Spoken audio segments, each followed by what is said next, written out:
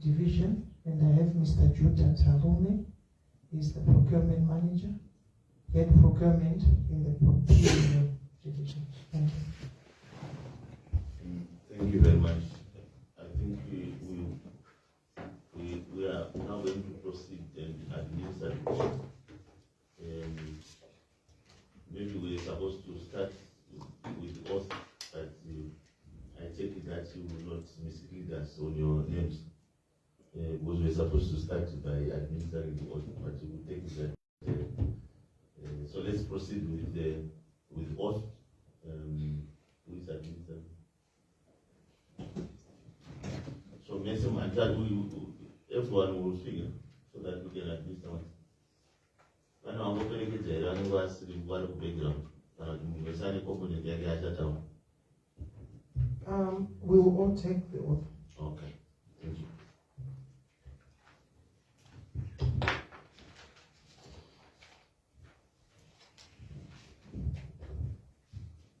I, Regina Chinamasa, I swear that the evidence that I will give is the truth, the whole truth, and nothing else but the truth. So help me God.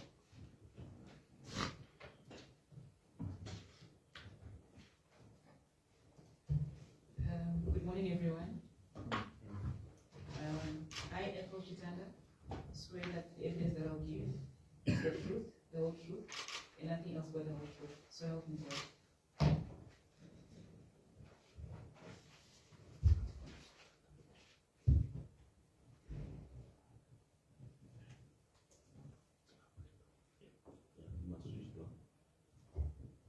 Good morning. I, Tafazo Baba, do swear that the evidence that I will give is the truth, the whole truth, nothing else but the truth. So help me God.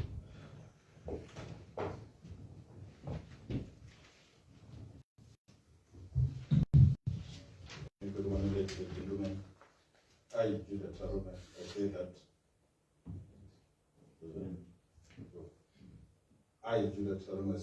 the evidence that I will give is the truth, the whole truth, and nothing else but the truth. So help me God. All right, thank you very much. To Zimra, I see you are 2 tenths. You must relax. This is your parliament.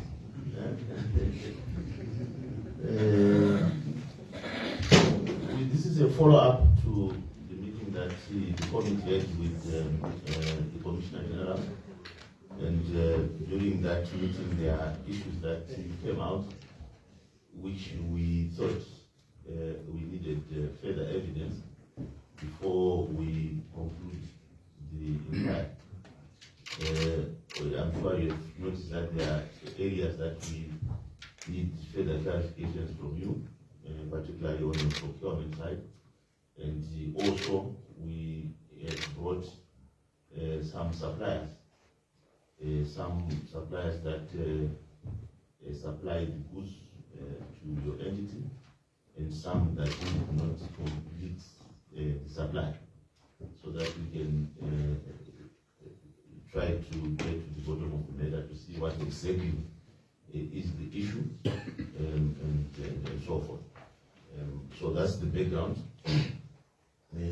I think also we, after this hearing, we also intend to then have an on-site tour of the border. I think that will be the last part, then we do our report. So this is, I think, the second last step regarding our inquiry. We will then discuss, I think, later on after the inquiry about the visit to the border. So I think we'll start.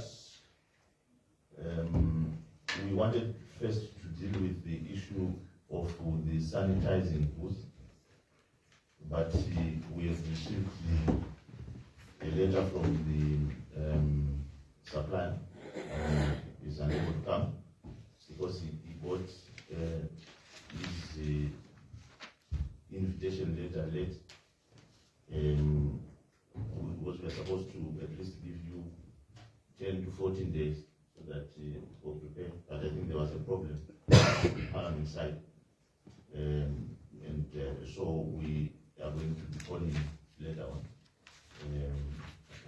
a date that we will advise, but we want to deal first with the components that relate to Zimra, so that we then don't call you again when we call him to come and give his side of the story. So what we'll do is we'll start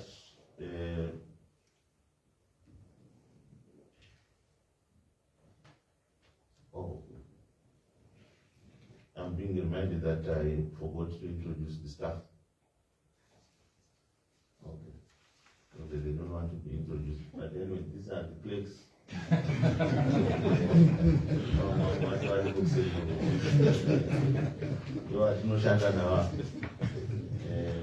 So we are going to start first the component so that we can find out from you. Then we tap the report your e-service platform. This one they are here. Then also based on Mike Harris, the supplier who is supposed to supply vehicles, or who supplies vehicles, is number 3. So first, I think we want to find out how did you identify Health Farm Private Limited as a reputable supplier for sanitizing goods? Was any background check on their experience done before engaging this supply? Thank you very much, Honorable Chairperson. I'll ask Mr. Tarumi to go straight into the question and respond. Thank you. Thank you, CG. Thank you, Chairman. Yeah, we just want to let the committee know that it's not Zimra who did the procurement of this sanitizing book. It was a donation from the Ministry of Finance and Economic Development and IFDP funds. So all the procurement process took place at the Ministry of Finance. So those are the ones who did the procurement. We were just the recipients of the said products. Thank you. Okay, so are you saying that there's no money from Zimra that was used on the program? It was a purely donation from the Ministry of Finance? Yes, sir. Okay. And you said the donation was from the Ministry of Finance, got the donation from who? African Development Bank. It was under COVID Assistance Fund. African.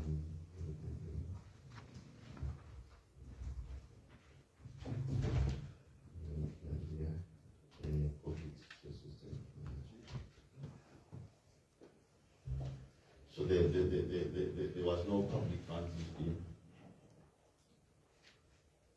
Yeah, as far as Zimbabwe is concerned, the funds it was from IFTP.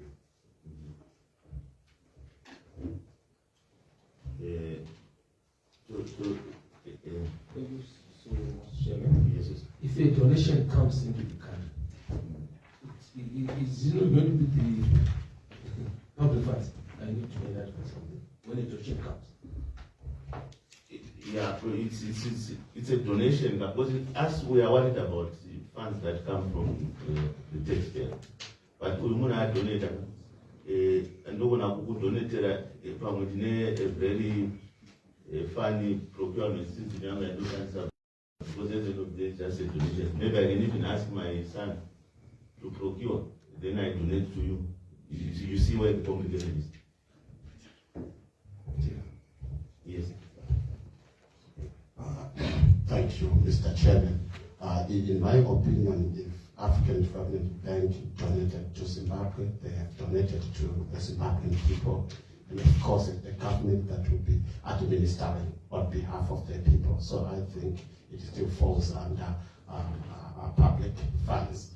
But in this case, I think we need more information now, not from Zimra, but from the Minister of Finance. Since we have the Minister of Finance here, they may come in to confirm whether what Zimra is saying is true or false.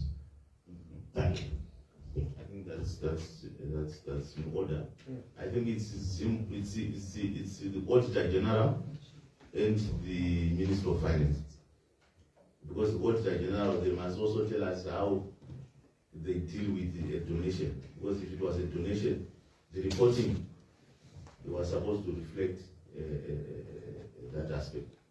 So maybe before we bring in members of parliament, we start with the Auditor General or the Minister of Finance. Auditor General. Okay, let's start with the Auditor General first. Yeah. Thank you, Chair, for that question. So pertaining to the sanitizing booth, what we had reported in our report. Point of order. Yes. So, so are they not supposed to be under audit? They are answering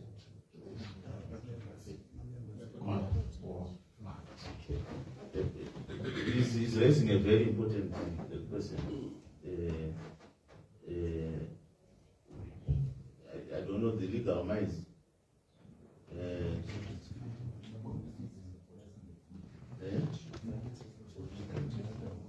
Yeah, they sit in the committee, but I know they are part of us, but what if they lie or mislead us? Thank you, Honorable Chair. In terms of the standing rules, the Public Accounts Committee works hand in glove with the Auditor General's office. So whatever we do as a committee, we complement their work, since we are already using the Auditor General's office. So it is my humble submission that they do not need to take any vote, because we are already using their audit reports. Thank you. Okay, so we are going to appeal to you, since you are part of us, so that you try to be as truthful as possible. Thank you. Thank you, Chair. As always, we'll try to be truthful. So pertaining to donations, once a donation has been made to an entity, documentation has been submitted to an entity, those assets, they are now owned by that entity. So in our report, we then highlighted that the sanitizing booths that were procured were not meeting the specifications in which they were procured. So with regard to donations, once they are donated, they now become part and parcel of the assets which are owned by that public entity where the assets have been donated. So during our verifications, we'll then look at the documentation supporting those donations. We'll then check the aspect of valuations for those donations. So thank you, Chair. Okay. So I think let's go to the Minister of Finance. Honorable Chair, before we proceed to Minister of Finance, with your indulgence, thank you. Honorable Chair, I want to get more clarity from the Auditor General's office. Yes, these were donated by the African Development Bank, and they became public assets and they received by the government. However, the procurement was not done by Ministry of Finance or Zimra. The procurement was done by African Development Bank, from what we now understand. Is that the correct position? Or the procurement was done by Ministry of Finance? We need to know. They need to be very clear, the Auditor General's office, who did the actual procurement, not the funding, but the procurement. Auditor General. The documentation that we reviewed and which we also submitted to the Parliament, it was not Zimra, but it was emanating through Minister of Finance. Maybe they can respond. But you are not answering the question. Because in Murima auditor, when you are auditing, because you get all the documents. The procurement, who did the procurement? Because Una the cartons and a city open at Manchester in a very embarrassing situation. Who did the procurement? The procurement, it was not Zimra, It was not Zimra. but they received the sanitizing board. Yeah, but mukuona katakafanira kuti maiki yatiri kushandisa takapiwa donation nemachai ebuilding ino iyi mochitanga kuti sepublic accounts iyi makamboiwana kupi maiki kuchina ikoko ndiani akakusupply. No, this is the same situation that we are. Maybe we must go to the Minister of Finance because we need clarity there. But who did the procurement? If the procurement was at the African Development Bank, why is this issue reported like the way it was reported in the Auditor General's report? Thank you very much, honorable members. What I can say for now is, let me just give you the general picture during the COVID. There were certain procurements that came in cash and they were going to a fund, which was done by the Ministry of Finance. But there were also items that were coming as products to various beneficiaries. So in this instance, I will have to check, Honorable Chair, whether it came with funds and or African Development did procurement. But what they were doing during that time is it was more of a bank executed procurement method that they were doing. The bank would they would give you the specifications that would want, and then you just approve. They do all the procurement, and then they deliver the product. I think let's not waste a lot of time, Angela. We will ask the Minister of Finance to write a letter explaining the procurement circumstances around this group. But for now, I think this is a matter that we can't proceed with, so that we can reserve time for business that we are constitutionally mandated to, because it's never a problem here. We also discuss that the Auditor General and the Minister of Finance. I think it's a more of an internal thing that we so that we don't labor our. I just wanted to know that did Zimra made a request that they wanted this book, or it was a donation that came from Illinois? Did they request it for this book from ministry? Did you request for them, or it was just a donation that came from the list? If I remember well, Zimra was required to remain operational during the COVID lockdown. So as entities we requested, we were asked to identify items that we needed to ensure that we operate sustainably under the COVID environment. So the fund was being handled by Minister of Finance, but we made inputs into what items were required to remain operational. Yeah, honorable members, I think let's not see. I will take the last one. Thank you, Honorable Chair. These questions, they came from the Auditor General, and the findings of the Auditor General, they are very important in any decision making for the committee. The first line of the questions that came from the Auditor General's office says the Auditor General noted that the authority procured, and the authority in question refers to Zimra. So maybe I agree with you, Chair. Maybe we might need to deal with this issue. Yeah, well, I think we need to deal with it internally, budgetary review, because this really there's nothing to do with Zimra. Yeah. In all fairness. There's one follow-up question. Yes. What is also Mike. Thank you, Chairman. What is also apparent from the response which we got from Zimra in our discussions in this committee, which has been captured in the board of that question, there was some direct involvement between the Zimra engineering team and the supplier.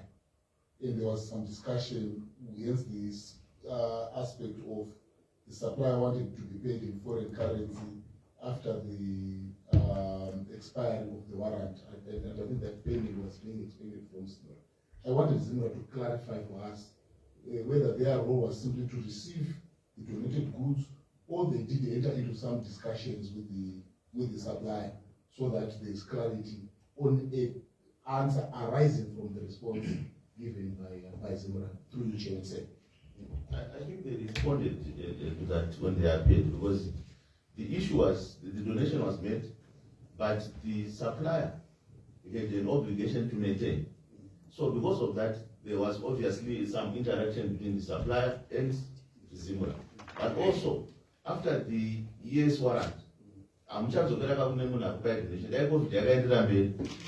was then supposed then to make a separate agreement for servicing of the because equipment so all those still don't relate to the issue that we wanted to inquire. So I think with your indulgence, honorable members, I'm proposing that we move to the next segment so that we don't spend a lot of time. Let's go to the e-service platform. We start with the questions that relates to Zimra. We start with 2.1, which is asking for 2.1. Thank you so much, Chairman. Question to the Zimra. What are the staffing arrangements within the IT department? Do you have a staff with the right skills and experience to administer outsourced IT systems? Is the IT staff exposed to the training and technical updates? Yeah, just maybe you can start with the background. The background. Then you ask the person. No, that's right. And so that In their response. yeah. In their context. Thank you so much, Chairman.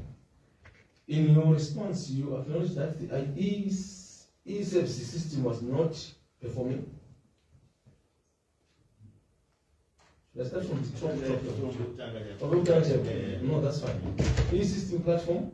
The Auditor General noted that the authority's e-system platform was not performing as expected since 2016. The systems experienced congestion challenges during the peak period of returns submission, and in 2021 the system could not handle and process all the 364,011 returns. In 2021, the system downtime rate was between 0.45% and 0.95%, which is far above tolerance downtime rate of 0.02%. In your response, you acknowledge that the e-system was not performing and you were working to make it functioning while you were working on new systems and modalities to receive the returns through email and capture. What are the staff arrangements within the IT system department? Do you have staff with the right skills and experience to administer outsourced IT systems? Is IT staff exposed to the training and technical updates? That's the question to Zimra, Chairman. Thank you.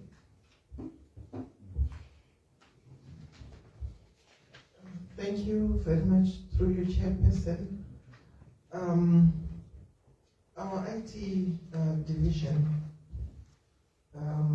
has got 4 subdivisions. We have our infrastructure division, which is responsible for the maintenance of the hardware and the networks. Maybe we are going to share with you the questions. Thank you. It will help you, right? Yeah, sure. Thank you so much, Chairperson. So I said the IT division has got a head, which is the director of ICT. We have the head responsible for infrastructure, because of the hardware and the networks. We also have business development, which is the software development. We have a division responsible for projects, because we have so many projects to support our operations. And we have the 4th division, which is looking at IT security. So within those divisions, there are staff members, there are managers and staff members who then support the various functionality. And within those divisions, you have the skills that then support. If you're looking at business development, you have skills that then support software development. If you're looking at hardware, you have relevant skills that then support network stabilization, hardware maintenance, and issues like that, the help desk, and so forth. So we have skills and which are aligned to the various segments of ICT. For you to have a robust ICT division, those were the key issues that we're looking at. And in terms of training, there is various certifications that they go through depending on their line of specialization. So if you're looking at, for example, we have SAP, so we have SAP certification that will happen, that will then support SAP. So in terms of advancement and capacitation, we are looking at capacitation which is specific to the area. I can also ask Tafazo to comment since he's business development, he can then probably amplify the issue of capacitation, and to say in terms of the various contracts in generic, what further capacitation is happening in the ICT to ensure that we are aligned to the various systems that we are integrating within the authority. Thank you. Thank you, CG and honorable members. Like what the Commissioner General is alluded to, we also endeavor to capacitate our teams depending on the nature of the project that we are embarking on. So what we do is when a supplier is coming on board, we make sure that training is part and parcel of the contract or whatever they are delivering to the authority for internal. Over and beyond, we also look at the technologies that will be utilized, and we encourage our staff members and we support them to also certify, do certifications, like what the Commissioner General was alluding to earlier on. Thank you. Yeah, all right. Perhaps maybe you can share with us who is the supplier, because you see our worry here is that we have public entities that engages these IT service providers. They are paid a lot of money. They supply systems that don't deliver. And at the end of the day, it's the public that suffers, but the supplier smiles all the way to the bank. And this is, I think, where we wanted to lead with this inquiry. So that I understand we have now migrated to a new system, because the problem that we are having, we have entities, they procure a system, they pay a lot of money, later on they find it doesn't work, then they go to get another one and so forth. But what happens to the public funds that are being used? Is the suppliers being held accountable?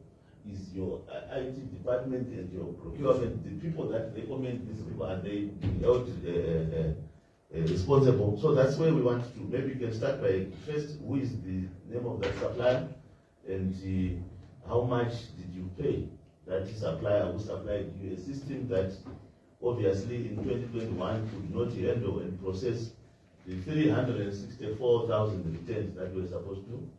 Because system yenye Zimra, ukanamboisa matenzi hiyo yaishunguluza. So maybe we can start with that. Thank you very much, Honorable Chairperson. So Zimra had a long-standing arrangement with Microsoft Services. I think with starting from a contract which was signed on 20 April 2005. And there were, I think, service level agreements, which then 2-year service level agreements which were there. Up until 2013 to 2015, a contract was signed, which then brought on board the electronic service platform for the tax revenue management system. So this was a new innovation initiative which came in to augment the sub-tax revenue management system which was there. We did not have a capacity for taxpayers to do own lodgement of returns. So this was coming in as a front-end system to make sure to enhance our capability and also create efficiencies within the tax administration. So we had a back-end system which was sub-tier, and Microsoft then brought in the front-end, which was then to create capacity for taxpayers to register, to file their returns online. So it was a new innovation. So because we had a long-standing arrangement with Microsoft on other services, we also picked up they had capacity to then bring on board this system, which will then augment our tax revenue management system. So in terms of the contract which was signed on 26 January 2014, this system was, the contract amount was $1,046,402, which was inclusive of all travels and expenses. 1 million US. Yes, $1 million. 1,046,402. Yes. So that was the contract price for this e-services, and it was coming in, and the duration of the contract was running from December 2018 to 31st March 2015. So it was for what period? December 2018, sorry, 31st December 2018 to 31st March 2015. 1 year, 3 months. Yes, it was supposed to provide services, and this period was whichever is earlier, the duration of the period. So that is the contract that then brought on board the e-services. So in terms of... so you didn't go to tender because this was you didn't go to tender because this was a supplier that you already had some running arrangements with them already. It was a direct procurement, but I'll ask Judah to then amplify. I think the prevailing regulatory framework in 2018. Thank you. Thank you, ma'am. Yeah, it was a direct engagement. However, those direct engagements were approved by the State Development Board. So you couldn't just go and identify your supplier without getting approval from the State Procurement Board. So that's what happened. And the justification therein was we already had, I think since 2005, this supplier on board, and he was familiar with our platform, with the Zimra platform, so it was easy for that person to come on board and offer that enhanced services. So going to tender back then, it was maybe going to delay the digitization which was funded by the authority. Thank you, Chair.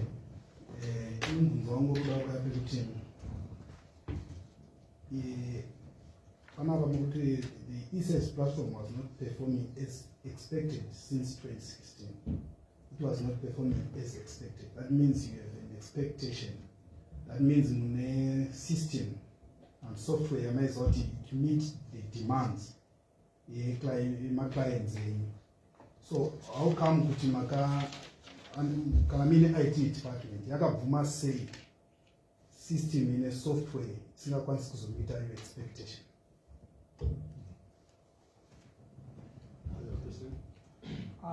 Maybe just to add to that, if the system that you're going to use is a user-friendly or customer-oriented or designed system that must meet the needs of the client, that's my question. Surely you had a supplier on board. Surely you should have no expectations. This is what you're expecting. And henceforth, there was supposed to be a guarantee of time also, so that if you find that now it has congestion challenges, like it cannot process 364,000 returns, surely as experts like said, you've got staff that are resourced staff that is identified to say surely we have a problem before it came to this stage that we are in now. That now we have to secure a new system. Isn't it that you are supposed to be due diligence? That's my question. Yes, Honorable Sam. Thank you, Mr. Chairman. I just want to find out from Zimra with regard to this company. I've heard the history of working in this company stretches back to 2005. Is that correct? If I proceed for the IT services, the Microsoft company. Yes, there was a contract which was in existence since 2005. Thank you so much. As Zimra, have you done due diligence in terms of their clientele base as to, besides Zimra, what other company is this IT service system is working with? Or probably this company was just created so that it works with Zimra? Yes. Thank you. Thank you, Honorable Chair. I know there's been a question that has been asked regarding the IT skills. Can Zimra tell us in all honesty that they do have the requisite core competencies to specify and to evaluate an IT system? Do they have those core competencies? Maybe we can give them a chance to ask them our question. I'll come for the second round of questions. Thank you, Mr. Chairman. I just want to clarify on the Microsoft services. Is this part of the United States of America, Microsoft Incorporated, or it's another company? Just that specification. Yeah. You can come on this. I'm sure you can see, because when you have paid 1 million, it's a lot of money. And if it's public funds, we expect to have a system that works. You see? So that's where we want to lead into. So maybe we can respond to those questions, then we will come back again with the second round of questions. Thank you very much, Chairperson. First and foremost, the Auditor General comes and audits annual Zimra for a full year. So when he comes, he checks at one of the obligations of taxpayers, which is return submission. He checks and validates whether all returns have been submitted and they've been captured, because they then affected the financial statements of Zimra. So when he came in 2021, there were outstanding returns which had failed to post, which had not been captured. I think these are the returns that have been captured in the report. But it does not mean that there were no returns which went through, because returns were there in the system, which constituted the financial statements for 2021 for Zimra. However, on noting that there were outstanding returns, the question was, why were they not captured in the system at the end of the financial year? And then the issue, and there was an admission really, even on Zimra, to say, yes, taxpayers also struggled in terms of submission of these returns. So in terms of value of the system was being utilized for return submission. However, it was not operating at an optimal level, which was an admission also coming in from Zimra to say, yes, the system was not optimally optimizing or expected to be to offer the service it was intended for. So when you then reflect in context, yes, we admitted as expected because what we wanted was for every return to come through at 100%. So if it was doing 80%, it was not optimal. It was doing 60%, it was not optimal, but there were returns that went through. The agreement with Microsoft, yes, Microsoft is the United States company, but it has got its sub-regional divisions, which then takes care of the various continents. So we were using Microsoft, and I think the last contract that we had, we were using with their agents, the Microsoft company based in Namibia. Due diligence was done. And when you look at specs that were done in terms of what did we want as Zimra. Maybe before, what is the name of the agent? No, it's Microsoft Namibia. Or they are just called Microsoft Namibia? Yes, it's a subsidiary of Microsoft. So when Microsoft USA deploys, it will have Microsoft, probably Namibia, looking at the Southern African business. And they can have probably North Africa, looking at North Africa, depending on where they have their clients. Yes. So it's still Microsoft, not a third-party agents. So due diligence was done, and obviously Microsoft is a reputable company. And when we wanted to deploy this initiative, I believe the thought process was, who else, who is a service provider who has already done it? We also had an option to utilize 21st Century, who was doing TRM, the tax revenue management system, but they did not have evidence that they deployed the system elsewhere. But Microsoft already has front-facing systems. Sorry, confirm 23rd is also a Microsoft certified partner. It's SAP. It's SAP. Yeah. Okay. It's SAP, and it was the one which was supporting our SAP and our tax revenue management system. So we then went and said, okay, Microsoft already had a system, and they were also offering front-end systems elsewhere. So it was a better option because already they had a track record in terms of capability and capacity. So when we engage these big players, they come in with terms and conditions. So you can have an ICT system, but when you contract it, a supplier can come in and say, we want to operate the system.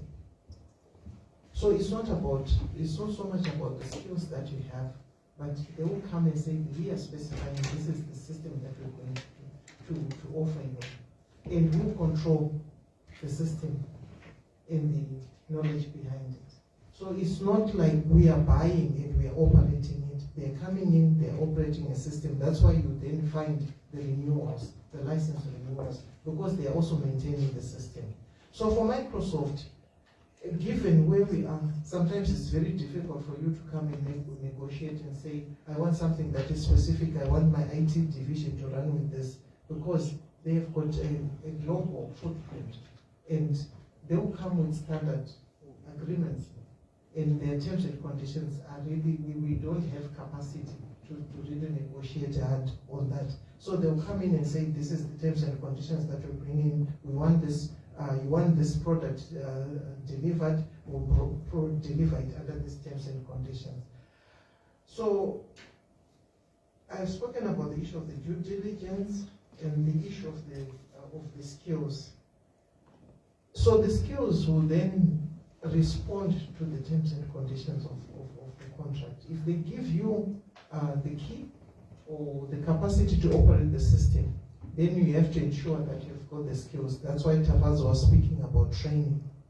However, if they're coming in and they're offering support themselves, it means that you can only watch, and they will not give you the technical know-how to operate the system because it is their intellectual property.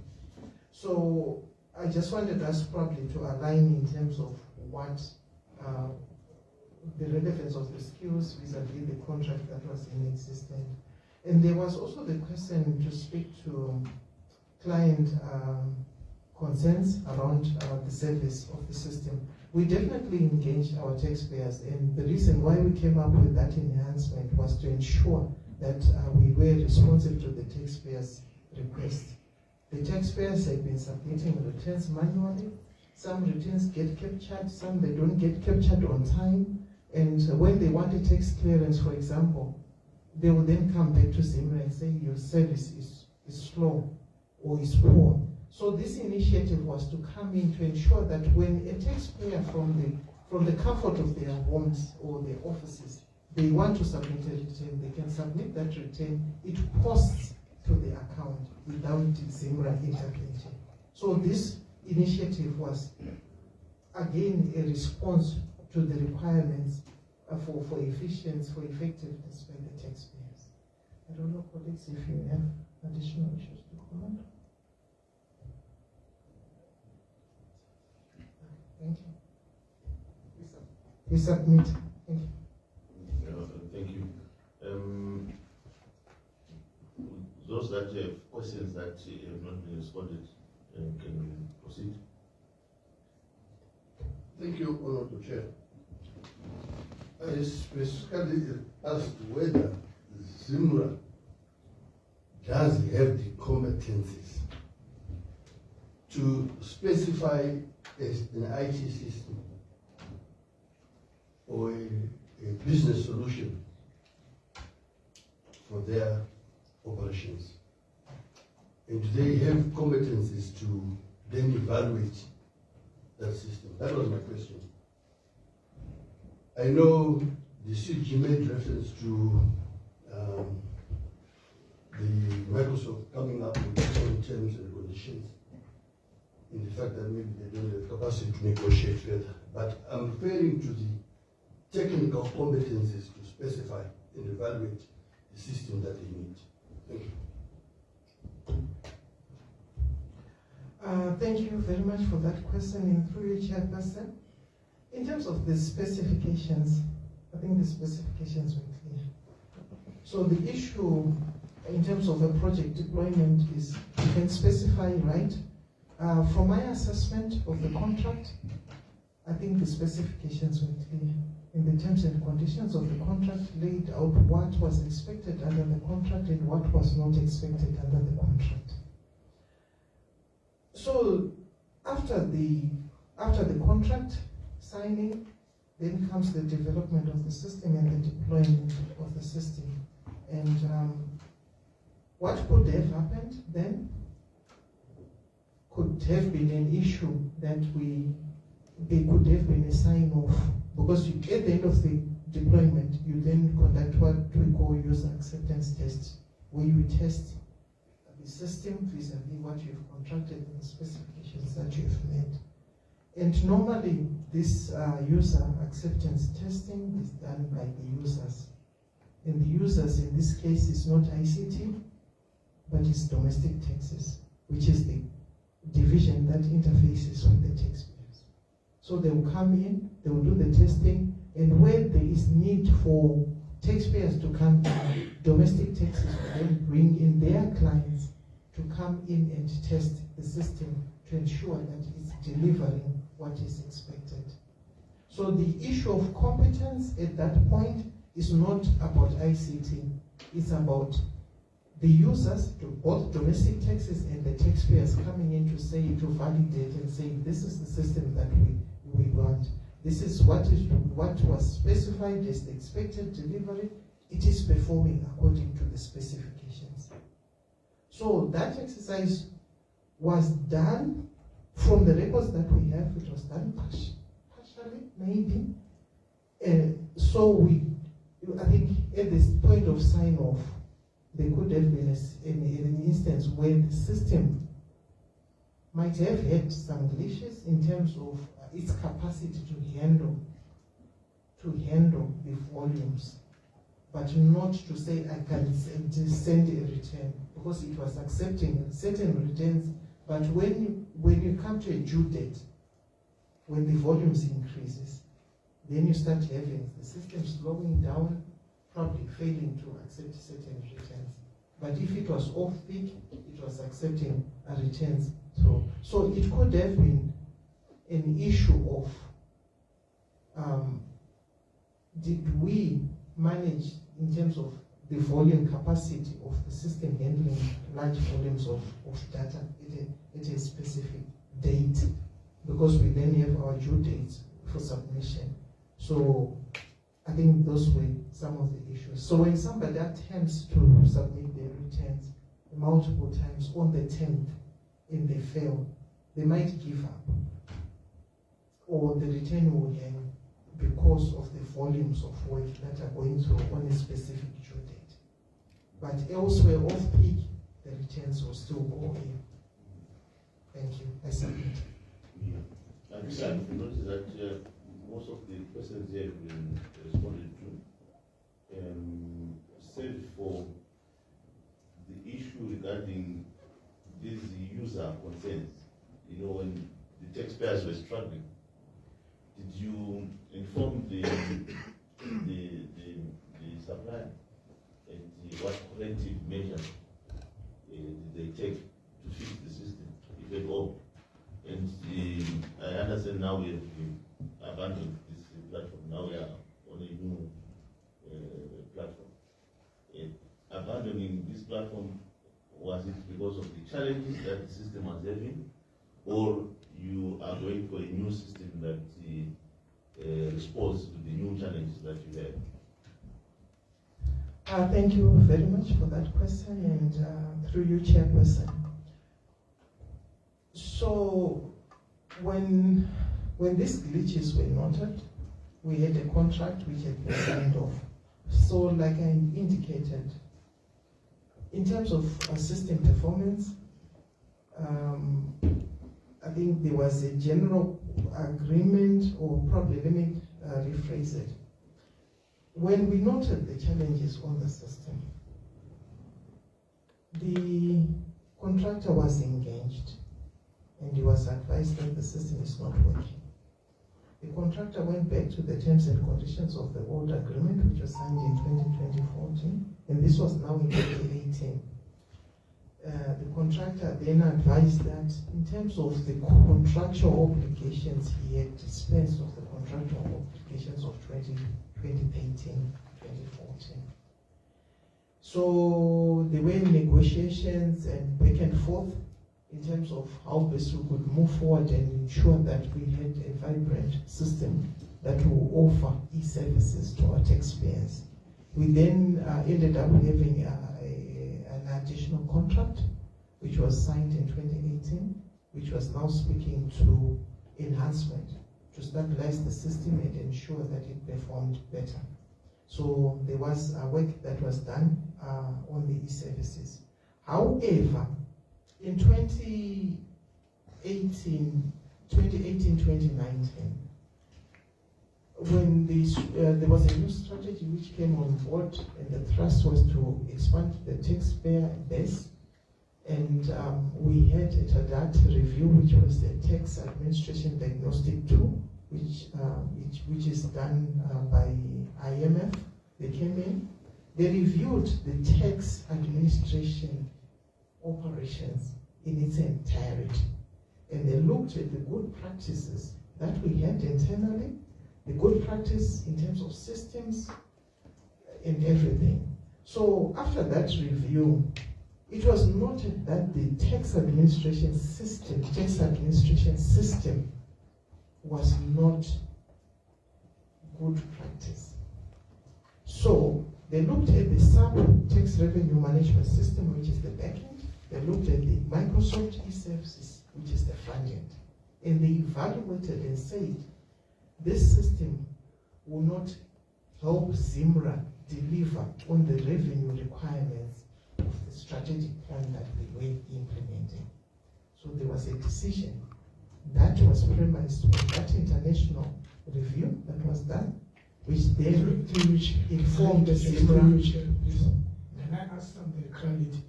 I think this year is the time we take a I'm not saying not to our commission. Oh, sorry, to you, sorry, Chair. Sorry, Chair. I must enjoy my power. As it is really, sorry, thank you, Chair. As it is really, the people in the first instance, now, to look to tell us to meet our needs, yes, Zimra, looking at the technology, looking at the management system, altogether in the first place, before trying to engage such a reputable company like Microsoft. Surely they could have delivered us, rather than for them to charge us 1 million plus. Now 2018, we now have to do a new contract. That would have cost us also. As it is in the first place, the due diligence what are our needs spectrum? This or do this, what is it that we want before we embark Microsoft? That's my question. Thank you, Chair. Thank you very much for that additional question. So you found IMF came up with this tool to assist tax revenue management agencies around the globe. And the first tool was designed in 2015. It was 2015. So this was a tool which came after the signing of this contract. After IMF, because IMF comes in to assist the tax administrations worldwide.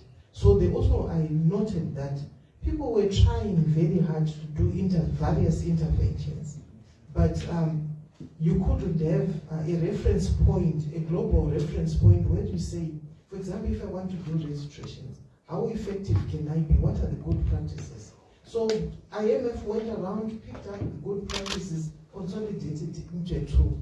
So when now I go back to that tool, it was reviewed in 2019, I go back and say, if I want, for example, a tax management system, what should it have? So I can have a reference point and say, it should do this, it should do that, it should do. So when I'm implementing terms, I'm also benchmarking. I'm also working hand in glove with IMF to come in and say, are we on course in terms of delivery of a good tax management system? So this contract was signed prior to that, but people were trying the best that they could to ensure that they bring Zimbabwe and Zimra to good practice probably in terms of the thought process. Yeah, so that is what was happening. Additional question which I had touched on.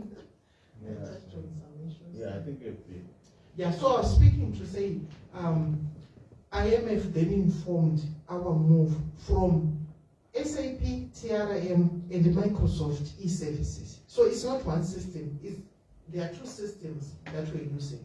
So the new tax revenue management system has got both the front end and the back end, and other enhancements which are coming in, which are in terms of the modern standards that we have in terms of data waves, housing, which then creates capabilities for you to do data analytics within the tax administration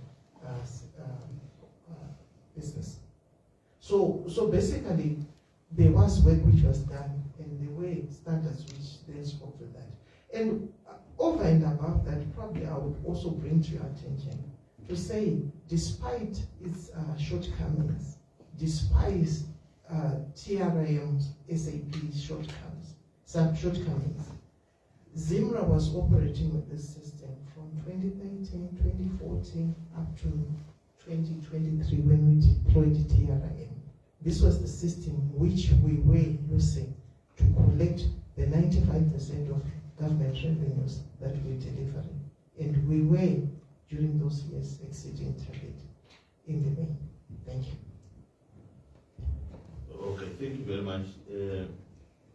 On the second contract that you signed, after the supplier said that he had delivered on the first contract, what was the value of that contract?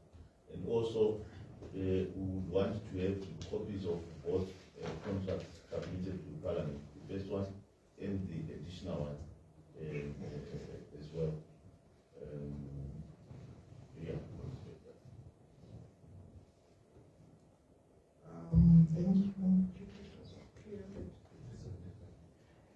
375,000.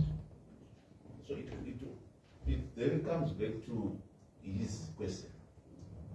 I think nobody problem is you might probably not be having the capacity to meet or match a giant like Microsoft when they are negotiating this thing. Because that's why they were quick to say, it's better because from the initial stage when you negotiated, you know, and technically then you have to pump out again another 300,000 for a system that later on was abandoned, delivered. Because that's where we have a problem. Because even your terms, the new one,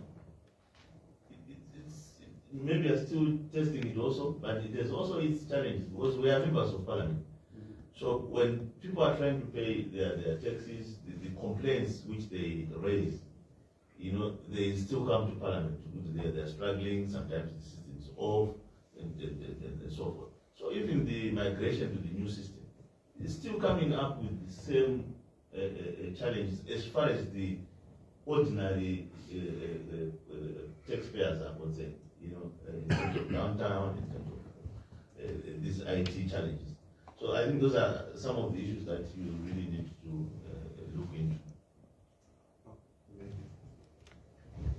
Then before the CG comes in, I just want to amplify on what you have alluded to just now. The current it seems to be worse than the previous, because from what the business community said, I think the whole of January, the whole of February, there have been issues with the fiscal devices to such an extent that people are now resorting to manual receipting instead of using the fiscal. I'm not sure what's the state now concerning to solve that challenge. Thank you. The new one actually because it's so my figures are very important to us.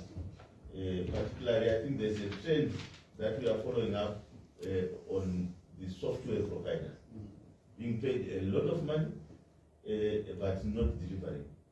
We have some who are coming here who are paid. Those people who are running my target, they're being paid 54 million per year. But if you see at what we are getting as a country, we still have a problem. So I don't want to assume that it's the same problem that we have, but this is the line, that's what we are trying to do, to make sure that public funds are optimally used, and so that there's value for money for taxpayers. Because it's easy, you know, particularly when you are dealing with these big companies, they when you are negotiating, they just give their terms because who is going to compete with Microsoft? No one. They just give you terms, then you spend a lot of money, the system doesn't deliver. But who is going to be held accountable? Because our job is to make sure that those people who make wrong decisions that cost taxpayers money are held accountable. Because it's not going to be business as usual as far as public accounts is concerned. So that in future we don't come back again to the general same procurement the country then loses a lot of money. So that's what we are trying to do. But we are not saying we want to help you deal with your suppliers. And if the government needs to assist you with technical capacity in terms of negotiating this thing, the Minister of Finance is there. We have a lot of experts in government, so that at the end of the day, we save money for the country. Unfortunately, we don't have tea. We could have given you tea so that you are more relaxed.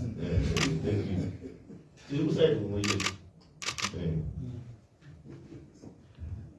Thank you.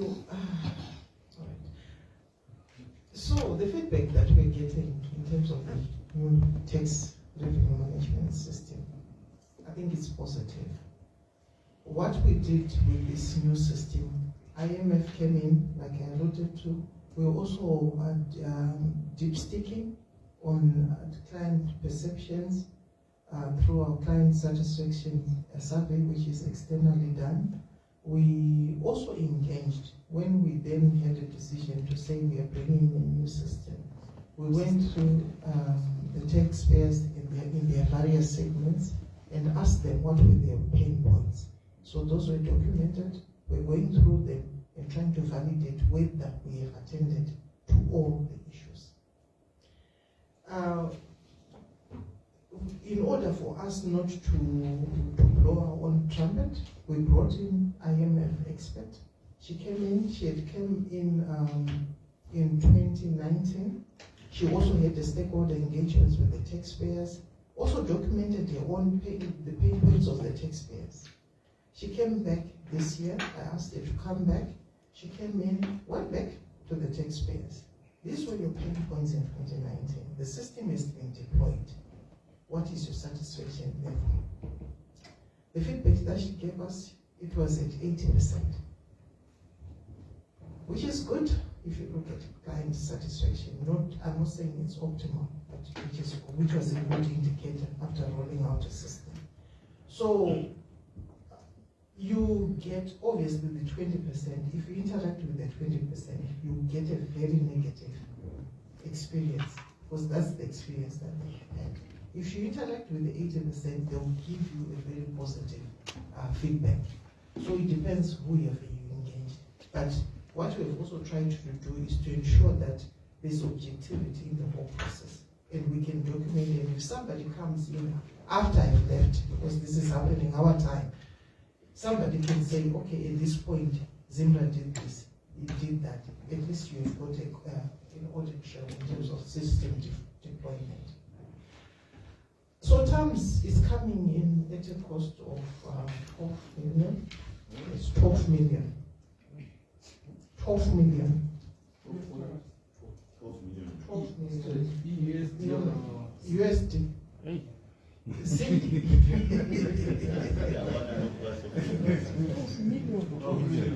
still Microsoft also. No. TAMS. So TAMS, what we then did, AFDB came in. They were also funding.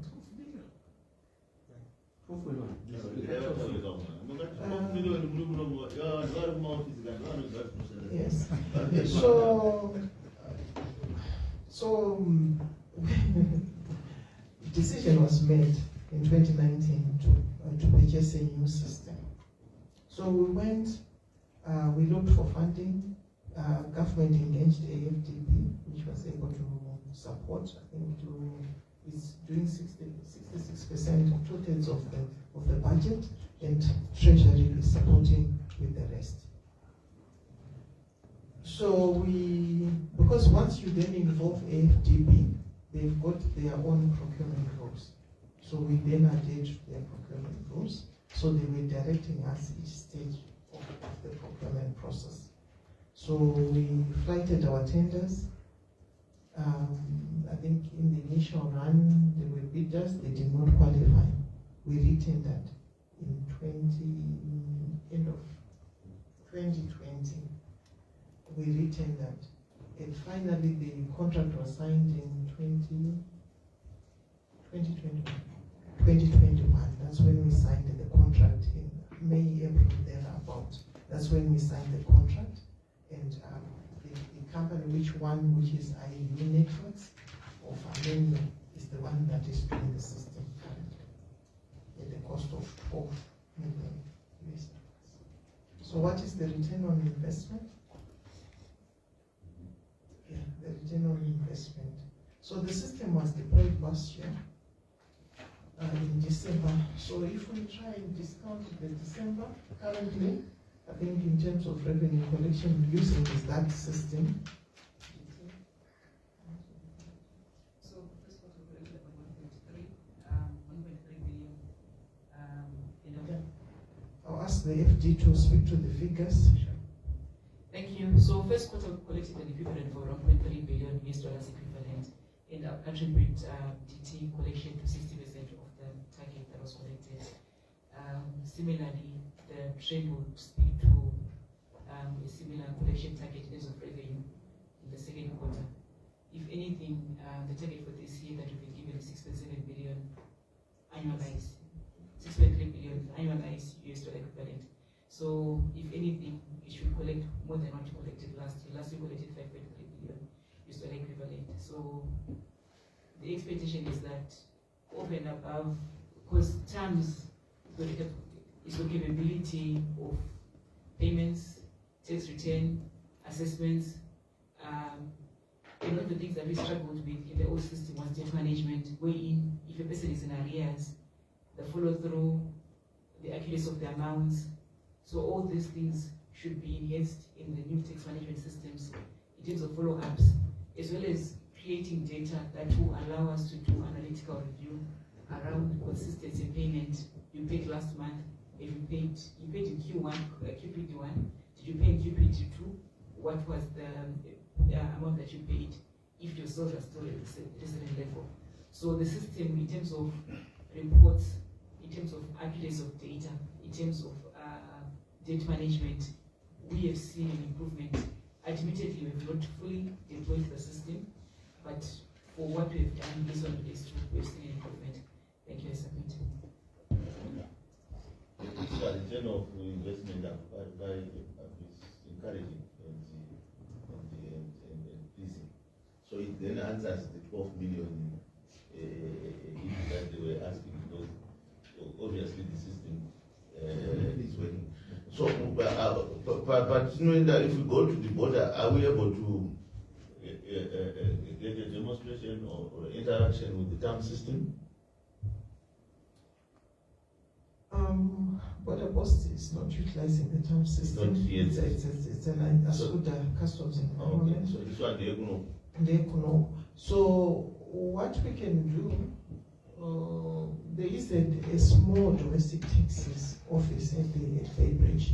So we can still take you there. You can just get a few of probably limited operations. But I think the better feedback is what you're getting from the taxpayers. But you also have to look in terms of the segments.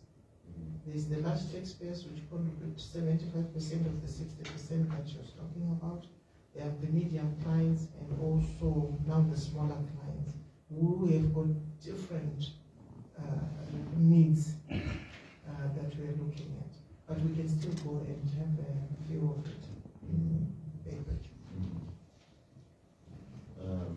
Okay, we need to round up. Okay. Then there was the issue of the fiscalization. It's a different system altogether. So fiscalization is coming in as an enforcement system supporting the tax. So what we had, in the past we had the devices, the fiscal devices, but technology has moved. Some of the people don't require the fiscal devices. They can issue invoice online and you get your invoice on your email. So what we are doing, Minister of Finance then announced in the budget for last year to move to what we call a fiscalization, fiscal data management, fiscalization, FDMS. I'm trying to look for that.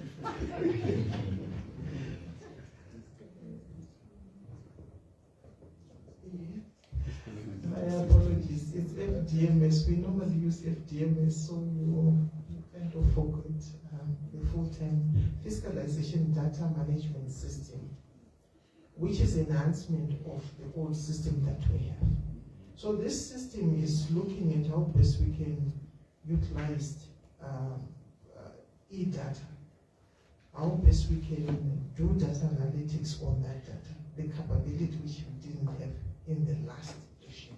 We were collecting data, but in terms of its utilization, it wasn't optimal.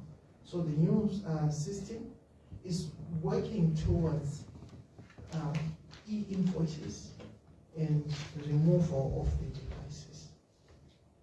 Yes. So you then look at segments, the various segments of taxpayers. For the large taxpayers, we are actually doing server-to-server integrations. So we are not going to rely on the physical device. But for the smaller operators, they're starting off with the physical device. But we also wanted to move to a position where we can give an e-solution even to the smaller taxpayers. We are also benchmarking with the likes of Rwanda. They issue an e-solution. So as long as you're operating even from your phone, you can then do invoices that can be sent, whose data can be sent to our system. So we are moving that journey towards automation and use of electronic technology. But obviously, when you look at our taxpayers, when you go back to your constituents, you also have the outcry. I don't have that, I don't have this. So, yeah, we have to move in tandem with the environment that we are operating in. Where they are high on technology, they are using their devices, it's easy to deploy. But where you also have challenges where taxpayers say, I'm failing to connect because Zimra has not done this, which is an issue. I think there was also a question earlier on coming in from our stakeholders to say terms it's an elitist system. We also tried to attend to those issues. And what did we do? We created kiosks around the big cities where taxpayers who do not have capacity, internet capacity, can come to our offices. We are not taking the returns. They will get an officer who assists them to capture the return on their own and submit it, and they go away, knowing that they've submitted the return. So that is what we are also doing to ensure that we take care of the various needs of our taxpayers. Thank you. Okay. I think we have exhausted just to hear Mr. Chairman. We reserve them. We will be with them when we go to Mr. Chairman, just one. It's a short one. It's a short one. Thank you, Mr. Chairman. Maybe as a performance indicator, I would want to understand the first quarter has elapsed now. What was revenue productivity performance in the first quarter? If you already have that information, is it above 80%? Is it above 90%? That also give us a good picture of how your new system is performing. Then maybe I just want to break it. What's now is not the first quarter. When that's what he. Oh. Yeah. Okay. In terms of percentage. Okay. No, it's okay. That's okay if she has said.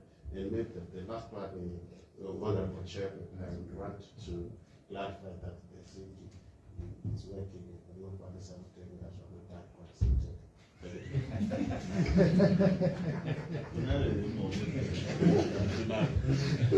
All right, I think by and large, I think we have managed to get what we were looking for. If we still have some questions, we can still interact with them between now and the time that we are going to do our report. So I want us to move to the next issue here, human vehicles. Maybe what we need to do is maybe we can first get from the Commissioner General the updates, because I know there's been some developments pertaining to this issue, so that before we call the witness, we can get to know where they are in terms of this issue. Then we can then pose questions that we want them to answer. Maybe we start with you. You know the issue of Mike Harris is the issue that we are pursuing next. Mr. Chairman. Yes. Maybe for record's sake, can't we just highlight for record's sake? So that okay, before she. Yes. Okay, we can do that one. Let me. Yes. Okay. Thank you for that. Okay. The Auditor General noted that Zimra paid $200 million for procurement of 35 Toyota Hilux double cab and 50 Toyota Corolla vehicles on February 24, 2022. However, the supplier had delivered 15 of the 35 Toyota Hilux and none of the 50 Toyota Corolla vehicles are delivered. So we would want to hear your comment on the procurement process for these vehicles and also whether Mike Harris met the requirements. Thank you. Thank you. I'll ask our procurement team to comment on the procurement process and update where we are. Okay, thank you, CG. Thank you, Chair. Yeah, our procurement process is guided by the Public Procurement and Disposal of Public Assets Act, which is supervised by the Procurement Regulatory Authority of Zimbabwe. So when there is a need, we fly it in our local newspapers, in the Zimra website, and the PAS website is now EGP. So all eligible bidders are free to participate. Sorry, I would want you to generalize your answer. Try to answer attending to this particular scenario, the my cards one, not. Okay, thank you. So we flagged the tender for the motor vehicles, for the supply and delivery of motor vehicles, Hilux and the Toyota Corolla. So we advertised our tender. The ITT was posted on the Zimra website and also on the PAS portal. And it was also advertised in the government gazette, wherein we called for bidders to submit their bidding documents. So at close of the tendering period, the participants were evaluated, of which my Aris was one of them. And the evaluation process took place, and Michael Harris was found to be the most compliant bidder to specifications among all the other players who participated. So a contract was drafted, whose terms and conditions were shared between Zimra and Michael Harris, and the agreement was finally reached when the contract was signed for the supply of those two sets of motor vehicles. So Mike Harris, then in the contract, there was a provision for advance payment.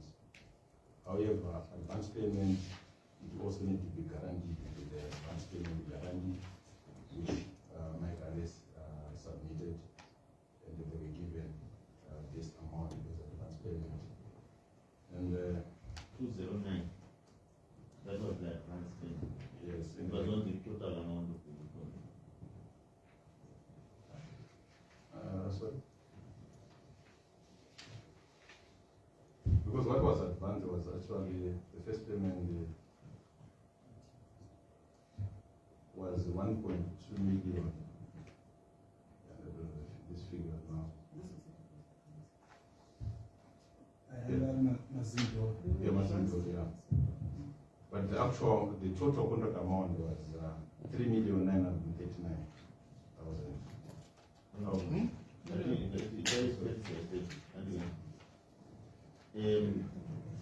How much was advanced to Mike Harris?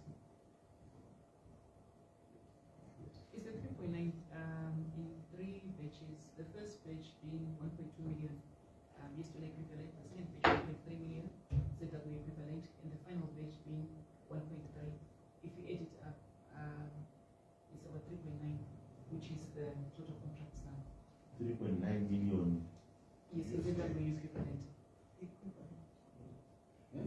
3.9 So, USD. yes, the contract sum was 3.9 million US dollars. We're not paying. You mean how much did you pay them? We gave them, yes, we gave them, our first payment was 1.245 million ZW equivalent. The second payment was 1.342 ZW equivalent. The third payment was 1.351 ZW equivalent. The wounds are 2.209 million. 3.939 million dollars. No. 209 million is Zimbabwean dollars. The one that is cited in the website now. Is it the equivalent of 3.9 million? Or the first one, 24.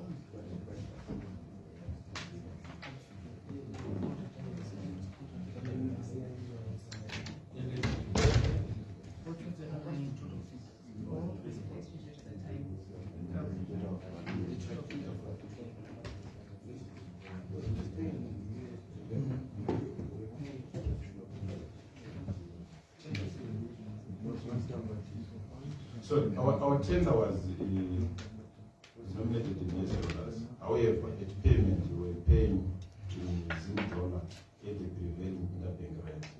So that's why you are hearing us saying 1.2 million US dollars Zim dollar equivalent.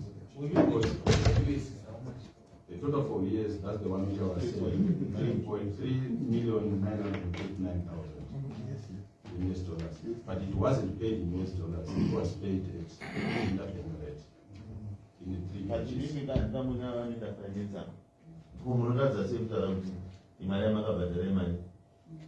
So the ZW, thank you for that. The ZW total amount was 209 million. I just wanted to confirm whether this was the full and final, because this was paid in 3 batches. Unfortunately, I had not looked at that, but I had established that we had paid the 1.2 is ZW equivalent and 1.3 million is ZW equivalent and 1.351 ZW equivalent. What I wanted to substantiate is the 200 is that equivalent to 209 in total, or this was one of the payments. Yeah, because you know this is why it's important. Yes. We need to have the actual amount. Because if it's scattered out, amount what the general amount. So can I touch that? So that will go to me, I'm a company imagine. Nema data.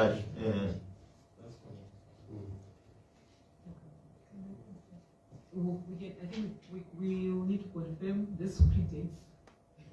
Yeah, but we'll try and confirm. Apologies for that. But when I don't confirm that, because my guys is coming now. Okay. Because I think that this is not time now, but I will pay the Maybe the FD before she goes, she's confirming the amount that were paid at particular dates in dollars, the exchange rate on that particular date, because we also want to cross-check if that was the correct exchange rate on that particular day. Okay, thank you. Because we are anticipating that the dispute now will go on a year exchange this. So we need to have more information, all the information when they come, so that the I want to ask, what was the reason why you chose Mike Harrison to provide us this vehicle as compared to the others? And who are the others which you were competing with them? Okay, thank you, sir. I think I've mentioned it, but because we flooded a tender, and the likes of Croco Motors, Paramat, Toyota Zimbabwe, Mike Harris, and Amtech also participated in this tender. Amtech video. Yeah. I'm taking Mike Harris. I am going to make up and one and the same people. Tendering the same thing. Do you check those things? The list also of Can we have the list? Chairman, sorry, I just wanted to ask this question which had been alluded to me before I leave, because I have to go for a funeral. Okay. But there is a follow-up question to it. It says here, how do you identify Mike Harris as a reputable supplier of motor vehicles? Was background check on the experience done before you apply? That is the question which was here. But the follow-up that I want to make is, these are Toyota vehicles, Mr. Chairman. And is Zimra aware that all these Mike Harris, Amtech, Kwaramatsi, Ropo are just distributing agencies? Are you aware? Why I'm asking this question is because all these get their vehicles from Toyota Zimbabwe. Have you ever thought of also including Toyota Zimbabwe in your sourcing? Okay, thank you, Honorable. Yeah. This one is a tender process where even Toyota Zimbabwe did also participate. And what we've also discovered, found out later. Toyota Zimbabwe was part of the, you didn't mention. No, you mentioned Toyota Zimbabwe. But I thought I mentioned it. Because there was Toyota Zimbabwe, Paramat, Coco Motors, Mike Harris. So they also bid there. They participated in the bid. Yeah. So when you are looking at these, in our government, we say we want to authorize dealers, of which even Toyota Zimbabwe is an authorized dealer because I think they got their vehicles from AMS in South Africa, all these days. But because of our situation whereby we can't actually and then pay foreign currency to the foreign supplier, I think there was a legislation which was saying if you are paying a local supplier, you need actually to pay that local supplier with the current of the day. Then you find that all these payments were done in dollars.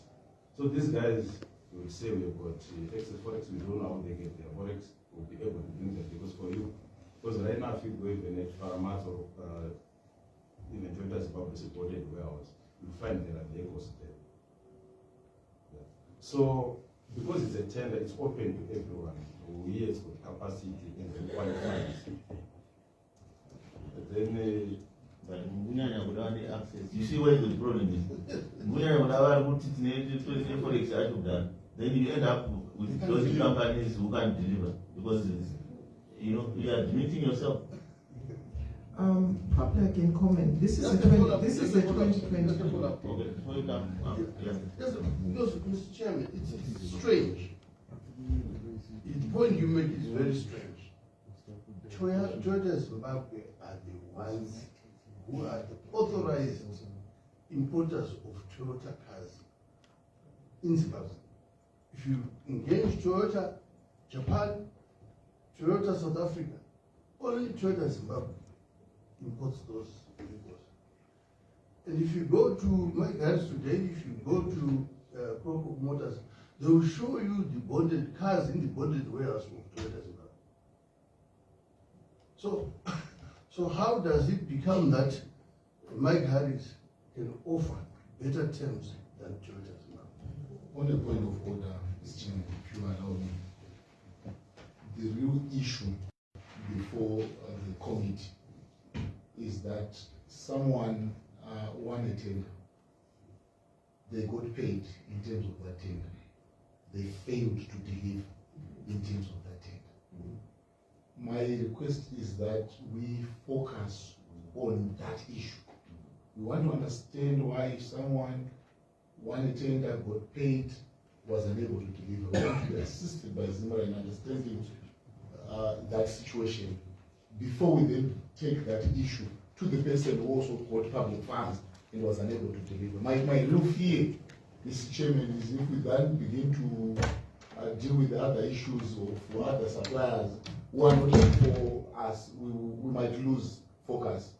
My view is that we have Mike Harris, which won a tender, they got public funds, they undertook to deliver, they have not delivered. How has that happened? If we focus on that, I think we'll be closer to our issue. Thank you, Mr. Chairman.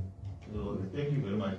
But also, before China, because the reason why we call the procurement people is for us to understand and appreciate whether that procurement decision was made properly.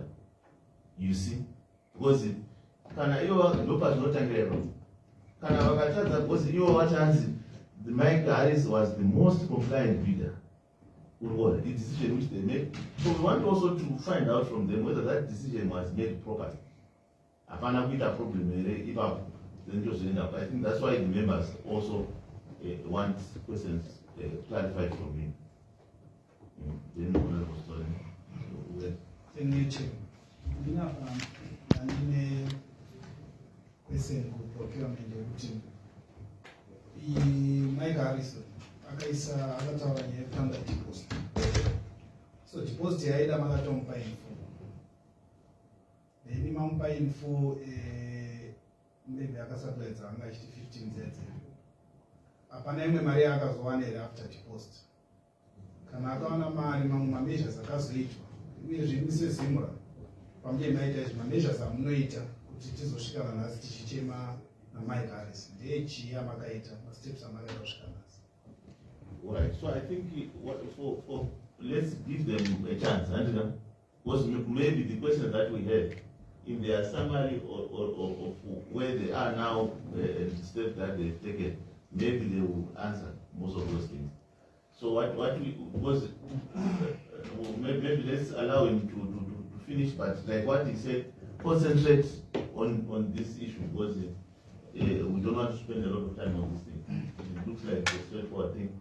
Concentrate on, I'm sure you've heard the question that members have posed. Let's concentrate on that. Then maybe the Commissioner General can then summarize on where they are in terms of recovering this money, the steps that they've taken. And then, but also, his question also is very important because you paid the first installment, you paid the second installment, and you paid the last installment, but that's not delivered. So you might also need to answer those questions. Thank you. Okay, thank you, Honorable. Yeah. So what happened is after we have noted that my carriers is failing to deliver, we got our contact section within Zimra. We wrote them letter of bridge to say that you guys, you are now out of, you are not following up. Payment. At what point did you realize that they are failing to deliver? Payments, you see, each payment was guaranteed in the performance guarantee. And as nothing of Siana because it's a dope, but they were not my actual. Don't call them each other, don't bad. But it's a no was it's a particular performance guarantee, which was our assurance to say this person is going to deliver. Because permanent performance guarantee and advance payment guarantee. Performance guarantee, which was 10% of the contract amount, and the advance payment guarantee for each and every payment, I by a bank guarantee, self-guarantee. Let us step by step. So, many guarantees and cover your future potential loss. So, where is the problem now? Why are you not invoking those guarantees? Say, Mr. Man, either Maria or Motica. The bank should pay. If there is a bank guarantee. That's really who understand. If I may add this chairman so that the answer will come. Yes, we did the tender. What were the terms of the arrangement between you and Mike Harris in terms of if you make a payment and if you make this type of a payment, let's say a deposit or part of the payment or the full payment, what were the terms in terms of which you were expected to receive the motor vehicles? Because I want to believe that there was a relationship between payments and receiving the motor vehicles. I think if you unpick the terms of payment and delivery, that would also assist. Yeah, no, thank you so much. As you have noticed that we already received 50 motor vehicles. So deliveries in the initial stages they were coming. It was only after the second, the third payment now, that's when Mike has failed to deliver. But initially, they did something. Which was the final payment? Yeah. It wasn't the final payment, but anyway, let's just wait for YFG to come. But we ended up not even not paying after noticing that the supplier is now becoming dodgy, is not delivering from what we have agreed. And also on the performance guarantee, remember these guarantees were in Zim and we also paying in Zim. So you find that yes, it will be there, but the actual value, the value of the Zim paid today, and the one which will be paid maybe 2-3 months down the line will be different. So that's why we had actually to say, I think let's take the supplier to the regulator, is not performing, and we did that, and the supplier was debarred by the regulator. And we also took the issue to the arbitration according to the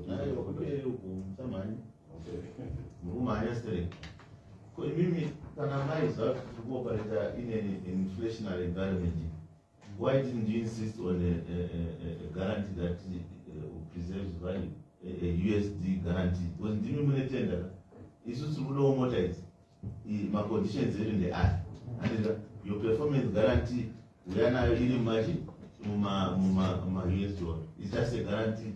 You're not breaching any Muscuti, Mamuti, any US dollar. It's just a guarantee to preserve value, because otherwise we're not supposed to be here where we are. Sorry. And then he may clarify what are the types of guarantees that they had. This is what we had as guarantee. That was submitted by hands. And maybe documentation if it's there. Okay, thank you. The first guarantee was the performance guarantee, which was 10% of the total amount of the contract amount. 10%. Yeah, just performance. It's when I said the supplier said, I'm able to perform this contract. Then he gave us that 10%, we keep it. Then yeah, I think that's where we lost it. Through you, Chair. Yes, sir. I think we are running accounts. When you are running accounts, we need evidence that can show us if they are telling us we paid this amount and this is what we guaranteed. It must be shown. Otherwise, we are just doing some abstract thing here or talking stories. These are stories. The actual stories. We need documentation that you can be able to say, on such a day, we paid so much in equivalent, which is so much, and then this was our guarantee, and this is the day that we received 10 cars. And on such a day, we received these cars, 5 cars, there are 15 cars that were received. Then on the third payment, we paid on such a day, so much equivalent of that. That's when we did not be able to receive the car. This of talking stories, no, it's not that. I think we were wasting our time. Yeah, maybe before, I think we must express our disappointment. I just want to add before you come in, the guarantee. Maybe if I don't have a guarantee, maybe I want to go to the bank, I go to the bank. They'll tell me, my boss, what do you have? I have a house. They will come and value my house. Then the bank can write a certificate to me. If you want to go and look for a contract, they will come and value my house. Maybe my house costs about 40,000. They will value it at 30. If you go for a tender, we are going to write a certificate of 30,000. In case you defraud, we are going to sell your house. I check that certificate wherever I want to go and do a tender. So I hope and believe Mike Harrison has got a certificate from the bank as a guarantee that you are talking about. That is what I know. Thank you. Because you see, the biggest problem, Commissioner General, is that we think that your team is not adequately prepared before they came in. Because this is a lot of money that is involved. Even the figures that you are supposed to be providing, people have to call, the documentation that we want, I don't think you have. And that's why members are now beginning to think that maybe you guys are also not taking this thing seriously. Because as far as we are concerned, this is a very serious matter. Before, that's why we had to call Mike Harris and yourself, your procurement, particularly, Patakaita meeting na Commissioner General, she answered, she acquitted herself very well. The reason why we brought it today is because we can't call you Masifa. And but the way you are treating this inquiry will not be providing adequate information that satisfies us. You are bordering on contempt very soon, because we don't want to appear like we are wasting our time. We want adequate information based on the questions that we are asking. That's the same way that the Commissioner General responds, because she takes this committee seriously when she's responding. But I don't think we are taking it seriously, and considering the amount involved and the issue that we have here, which we think we are helping you recover public funds that Mike Harris has failed to account for. So please take this thing seriously. Information, and I'm sure you're taking note of the documents that we require. When we cite a document, you need to then later on in summary, present the documents to Parliament so that we can have a look at those documentation. So for now, can you respond? But please take us seriously. Thank you very much, Chairperson. When you signed the contract with Mark Harris, did you factor in that we're living in an environment characterized by exchange rate volatility? Did you consider that when you make that decision, when you signed that contract? Thank you very much. Mr. Chairman, and the chairman with the indulgence yenyukuti tinokwanisira kuti tinotaura tiri tega iwe commission unogura panze maybe tiite progressive toita sei nokuti ndikuona ngekuti FD vasimukaro kunzongo unenge usina kumira zvakanaka nanhasi